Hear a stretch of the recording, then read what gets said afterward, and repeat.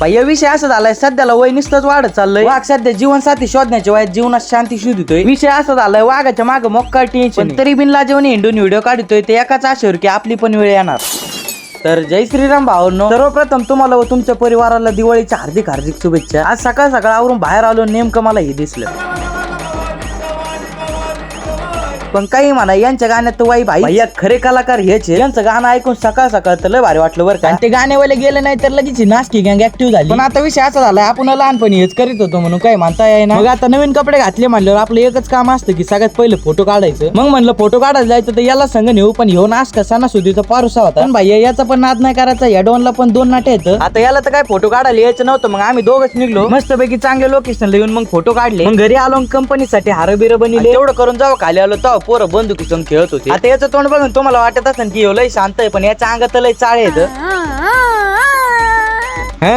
कसं होतं मग ऐका नाही टॉपचा विषय. मग त्याच्यानंतर पूजा करण्यासाठी कंपनीत आलो. तिथं थोडं वेळ काय थांबलो, लगेच तिथं पाऊस आला. आणि हे पाहून मला एवढं तर कळालं, भैया माझ्या एकट्याचे चक्र नाही आलेले, तर माझ्यासोबत इंद्रदेवाचे पण चक्र आले. पाऊस पडतोय, पण त्या अचानक पडलेल्या पावसामुळे आपल्या गाड्या धुवून झाल्या. मग नंतर आतमध्ये पूजा वगैरे झाली. पूजा झाल्यावर लगेच फाटक घेऊन बाहेर आलो, डायरेक्ट वाजून टाकले.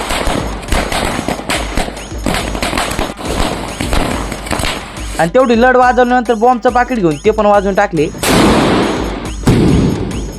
आता इतर झाली आमची कंपनीतली दिवाळी. आता घरची दिवाळी पाहिजे असली तर आत्ताच फॉलो करून टाका. आणि आजचा ब्लॉग तुम्हाला कसा वाटला एकदा कमेंट करून सांगा. तेवढं लाईक करायचं काय विसरू नका.